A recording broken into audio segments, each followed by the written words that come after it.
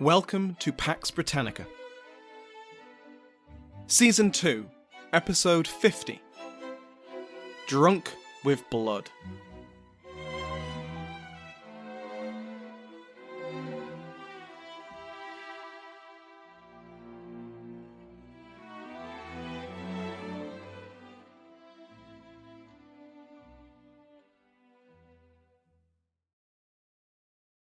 Welcome back to Pax Britannica. I'm your host, Samuel Hume. Before we begin today, I'd like to thank my Patreon House of Lords, which has been joined by Rich, Earl of Hereford, Selina, Viscountess of Blackwell, Stav, Viscount of Sherborne, and Sam, Baron Mitchell. Like all other patrons, they can now listen to this and every other episode ad-free. Go to patreon.com/Pax Britannica to find out more. Last time, we saw the war in Ireland between the government of King Charles I and the Irish Confederacy come to an end. The Marquess of Ormond, James Butler, had finally come to an agreement with the Confederacy, as both sides were desperate to come to terms. Unfortunately, this was not an easy or a transparent process. For starters, the peace treaty was only between Ormond and the Confederates. Ormond mostly controlled the region around Dublin, the Pale, and the Confederates controlled large swathes of the rest of the kingdom. But in the north, in Ulster, the Covenanter forces of Robert Monroe remained at war with the Confederates, backed up by local Protestant militias. And in the south, the defection of Lord Inchiquin and Lord Broghill to the cause of the English Parliament meant that key ports and fortresses in Munster were in hostile hands. Oh, and as an added spice, the treaty between Ormond and the Confederates? Everyone was keeping it hush-hush. There were powerful factions within both the Royalist and Confederate ranks who had not been in favour of the treaty and were being deliberately kept in the dark. When that news breaks, there will be hell to pay. But that's for the future, because the main reason that Ormond and the Confederate peace faction were so eager to finally come to terms was because the King's cause in England was in freefall. Last time we covered the English theatre, episode 236, the Solemn League and Covenant and the military alliance between the English Parliament and the Scottish Covenanters had just been agreed, and the cessation of arms with the Irish Confederates had allowed Irish garrison troops to return to England to fight for the King. The English Civil War became a war of three kingdoms. The Scottish Covenanters, under the experienced command of the Earl of Leven, Alexander Leslie, were a motivated, disciplined, and well-led force. The returning Irish troops were not. The vast majority weren't Irish, of course, but English, who'd been sent to suppress the Irish Rebellion in 1641. They hadn't signed up to fight their fellow Protestants, their fellow Englishmen, and many either deserted upon arrival or defected to Parliament. Those who stuck around were quickly defeated, killed, routed, or defected to Parliament. In stark contrast, the Covenanters enjoyed early successes in their invasion, and united their forces with those of Lord Ferdinando Fairfax and his son, Sir Thomas Fairfax, forging the army of both kingdoms, about 20,000 men strong. Their target certainly justified this amount of men: the city of York, the royalist capital in the north of England. The Marquess of Newcastle, the king's commander in the north, had arrived at York just days before the army of both kingdoms. York was heavily defended. A major city before the Civil War, since 1642 the defences had been reinforced, with at least 5 purpose-built fortifications constructed surrounding the city. The garrison had plenty of food and drink, but they were short on ammunition for their weapons and cannons, and Newcastle was running out of money to pay them. Speaking of the garrison, the defenders of York were around 5,000 to 6,000 strong. They were outnumbered 4-1. The defences of the city would help even the odds, but there was no way the royalist garrison could effectively drive off the army of both kingdoms on their own. As soon as Newcastle had arrived in the city, he sent off the bulk of his cavalry to join royalist forces in the south and, for the love of God, send help. Leven and Fairfax took their time. Over the first month of the siege, they reduced those surrounding fortifications I mentioned just a moment ago. One at Stamford Bridge, was taken along with 80 prisoners. Others were taken and either garrisoned or destroyed. But York was huge, and completely surrounding the city was made even more difficult by the two rivers, the Ouse and the Foss, which met in the city, and which blocked the besiegers' movements. Both the east and west approaches to the city were covered by the besieging army, and Leven and Fairfax sent riders of their own to request the aid of the Earl of Manchester. He agreed to join the siege, arriving on the 3rd of June with his own army, plugging the northern gap. Boat bridges were constructed to connect the three forces and allow communication, and cavalry was dispatched further afield to clear out the remaining royalist garrisons.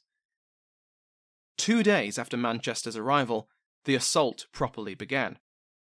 Leven led his men in the west, and Manchester in the north, marching towards the city walls and making a grand spectacle. This was to distract the bulk of the defenders long enough for Fairfax's force to rush forward and establish 2 artillery batteries, one on Windmill Hill and the other on Walmgate Bar. The next day, Manchester's force captured a portion of the suburbs and began to dig a mine under the walls. The day after that, Leven's Covenanters captured 3 more of the outer fortifications, this time in the southwest, though a royalist sally managed to recapture the largest one. Newcastle then ordered another sally, this time to set fire to the suburbs of the city, to deny shelter to the besiegers. Newcastle's priority, like so many defenders across history, was to play for time. He knew that Prince Rupert of the Rhine, one of the royalists' most effective military leaders, was on the way. Rupert had been urging his uncle, the king, to send him on a northern campaign for weeks. Charles had been resistant. News had arrived on the siege, and the royalist position in the north looked like it was on the brink of collapse without assistance. But this war was not going to be won in the north. It would be won in the south, with the capture, or threatened capture, of London. London centrism, am I right? But the king did have a point, and he wanted to conserve vital resources in the south. But Rupert won him over, and in mid-May 1644, he set out from Shrewsbury with 8,000 men, with the twin goals of restoring the royalist position in Lancashire and then relieving the siege of York. When Rupert arrived in Lancashire, he took one look at the fortified city of Manchester, not yet the metropolis of the Industrial Revolution, but still a significant settlement, and decided to simply bypass it. That might have been for the best for the people of Manchester, because Rupert's first actual target, Bolton, did not enjoy his visit. Rupert's army, now bolstered by the arrival of the Earl of Derby, Lord of Man, arrived outside Bolton on the 28th of May. Bolton's defenders numbered around 2,500 men, and they were fortified with an earthen embankment. But they faced around 12,000 men, and Rupert had no time for a long siege, and even refused to open negotiations for a peaceful surrender.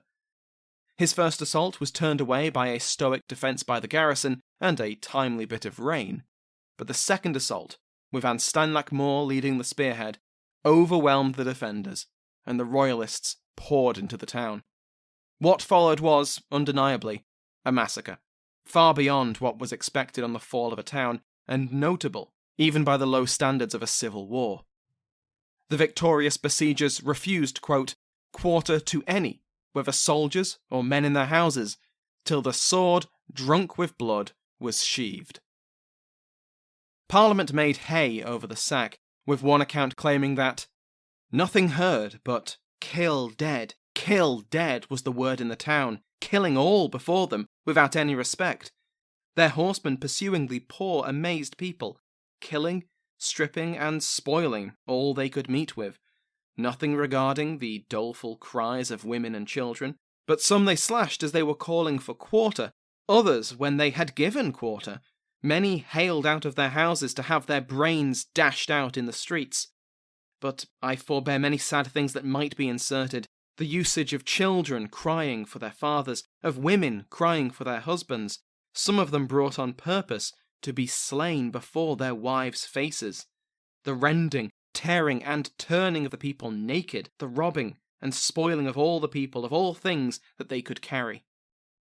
Now, this is a parliamentarian pamphlet, so several pinches of salt are needed, and we can't take it completely at its word, especially on all the details. But the total number of deaths was, Peter Gaunt estimates, between 1,000 and possibly as high as 2,000 people, with more than 600 more taken prisoner and carried away from whatever ruin the Royalist army had made of their homes, families, and lives. The Earl of Derby, who had played such a visible role in the assault on Bolton, would come to regret it. Spoilers for a future episode, but after the Third English Civil War, yes, there's 2 more to come, Derby would be convicted of treason, taken to Bolton, and executed at the site of the massacre he had played a role in. With Bolton in flames, and its citizens either dead, captured, or traumatized, Rupert moved on, recruiting as he went, aided by the local Stanley links which Derby held. His next target was Liverpool, which was also yet to take its place as one of the key cities of the British Empire and slave trade, but it was still a valuable port. Rupert set up his mortars and ordered the earthworks bombarded.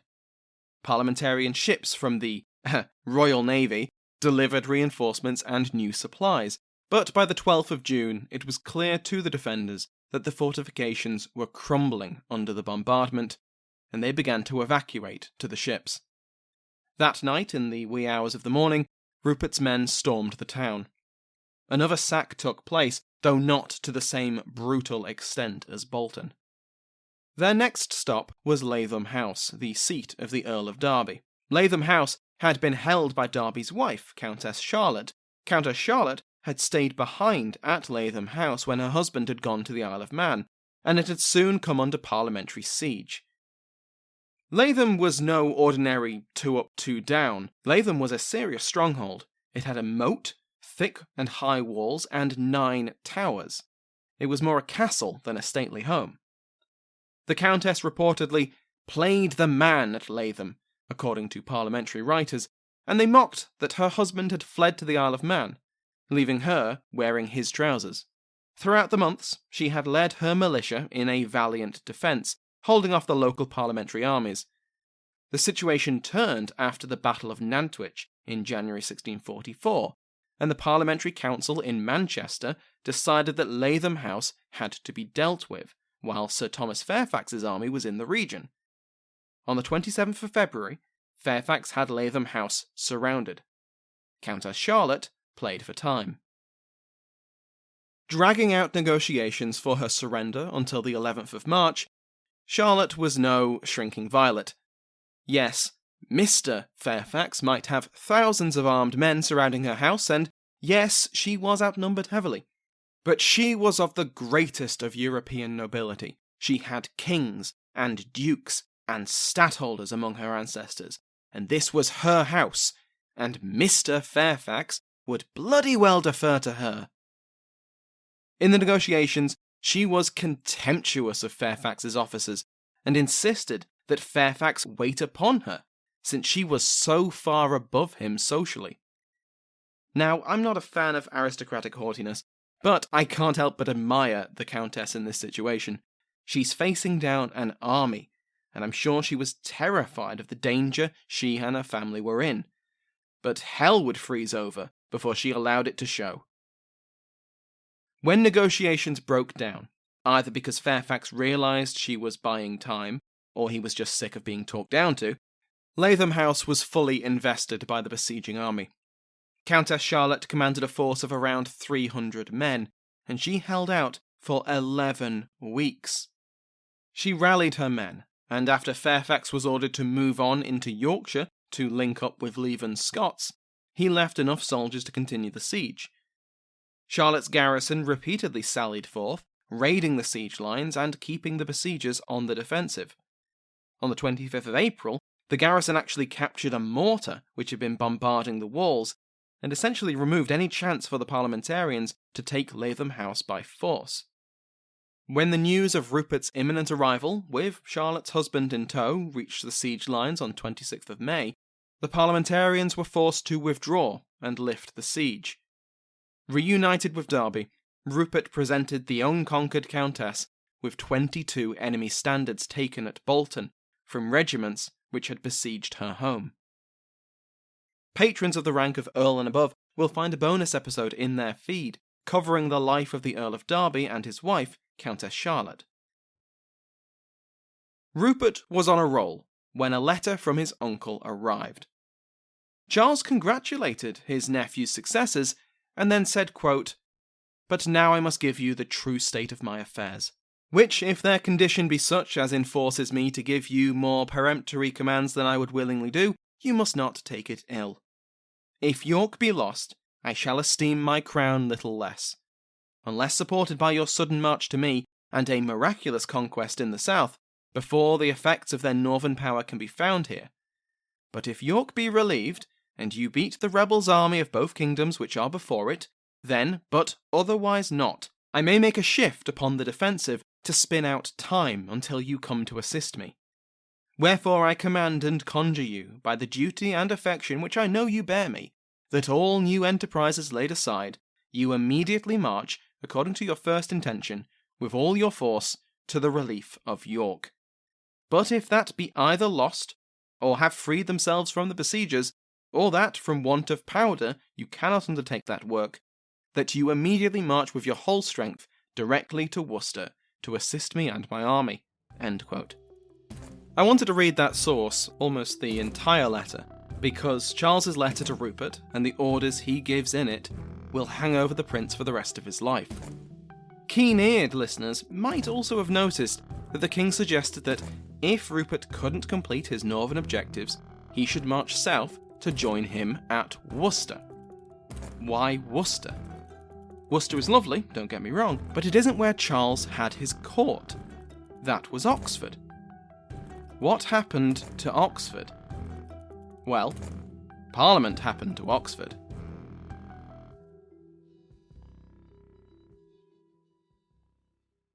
Early in May, the Committee of Both Kingdoms proposed a two-pronged offensive against the king in the south. Sir William the Conqueror Waller would have his army, reinforced up to 10,000 men, and ordered to capture the key city of Reading. This guarded the approach to Oxford from London, and vice versa, making controlling it a priority for both king and Parliament. As Waller took Reading, the Earl of Wessex would lead his own field army on a march to capture the king's capital of Oxford. Waller would then support Essex. On the 14th of May, the offensive began, and the King's Council decided to withdraw the small garrisons surrounding Oxford, removing them from Reading and from Abingdon, despite the King himself urging that they remain. Parliamentarian troops occupied these places in short order. 3 days later, Essex and Waller began to manoeuvre around Oxford. Essex moved along its eastern side, and prepared to attack the city from the north, while Waller divided his army into two, with half guarding the west and south of the city respectively. With parliamentary control of the east, and these armies surrounding the other three sides of the city, Oxford risked being completely surrounded. The Royalists were not about to just surrender, though. Repeatedly, parliamentarian vanguards attempted to seize key bridges and positions around Oxford, and repeatedly the Royalists defeated them, and forced them back with determined firepower from infantry and artillery. Some of Waller's forces finally met with success when they crossed the Thames at Newbridge, 8 miles west of Oxford. After they secured the bridge and repaired it, Waller's army made it across the river. Now, the king's capital could be directly assaulted, and with God's grace, Parliament would win this damnable civil... What do you mean Essex says to wait?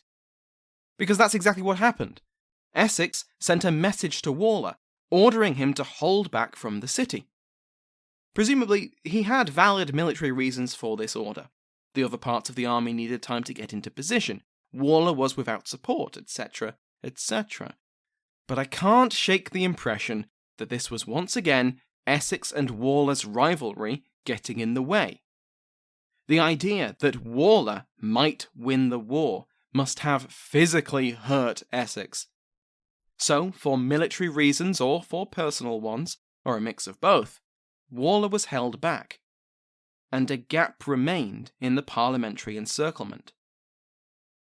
For the king and his court, a difficult decision was on the table. The circle was closing, and there was no significant royalist force that could quickly relieve Oxford. A prolonged siege wouldn't be possible. They had enough supplies for a fortnight at most.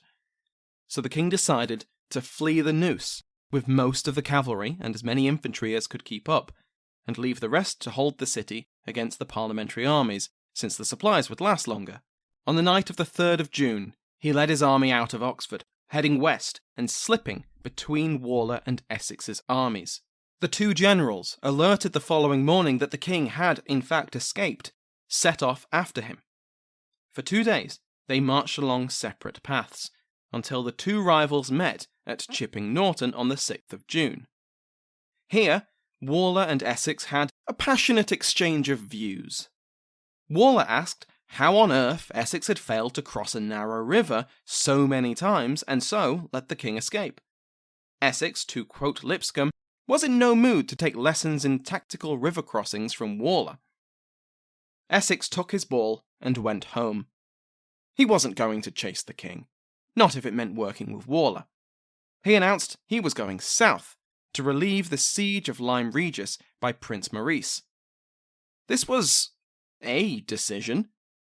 When the news reached London of what Essex was doing, giving up the chance of capturing the king to lead his army on a side quest, the committee for both kingdoms was furious.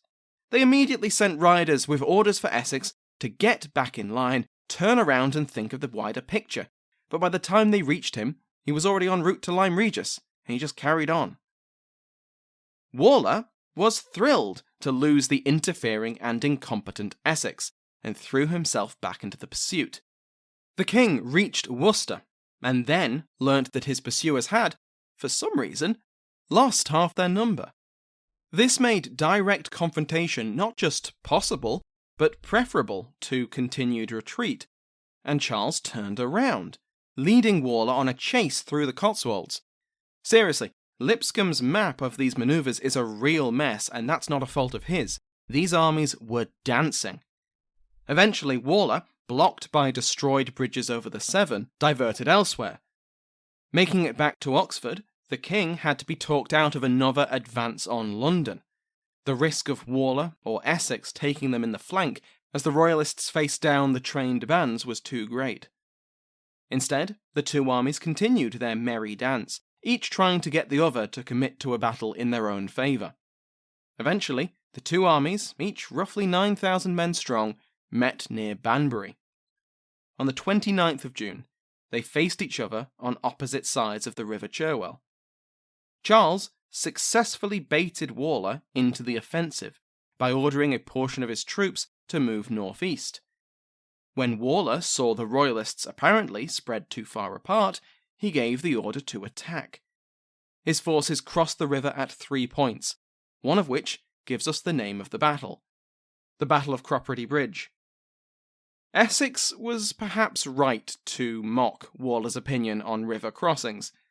The royalists blocked the parliamentarian attack on all fronts, and soon countered with an attack which captured 11 of Waller's artillery pieces. The parliamentarian general, darling of the presses, could only withdraw his army back to where they had started. Both armies watched each other, occasionally firing cannon at the other side, until night fell. Waller ordered the retreat. The king was away. So, the letter to Rupert had been written while the king was somewhat occupied. On the run and in a panic, his words were not as clear as usual. He even apologised to Rupert for that. But the prince took it at face value, despite its ambiguity. To him, his orders were clear.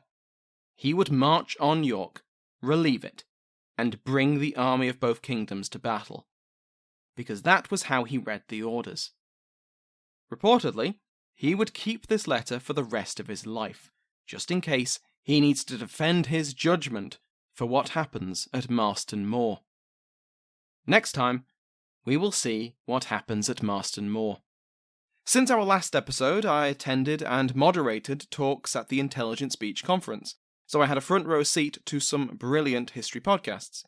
I've listened to Eric Halsey's History of Bulgaria for years at this point, but this was the first time we met. His talk on the Circassian people of the Caucasus, who held off the Russian Empire for an entire century, surviving incredibly brutal and genocidal acts by their larger neighbours, was fascinating and a very sad tale. Hopefully, Eric transforms that talk into an episode of the History of Bulgaria, even though Bulgarians only appear in the story for a very small moment. I also really enjoyed the father and son team of Curiosity of a Child. Richard and Anton gave a great presentation on the Spanish Empire's efforts to vaccinate their colonies against smallpox. They shipped 22 orphans around the world as incubators for cowpox. It was a great talk, complete with an edible arm, and Curiosity of a Child is a unique, family-friendly podcast that I absolutely recommend.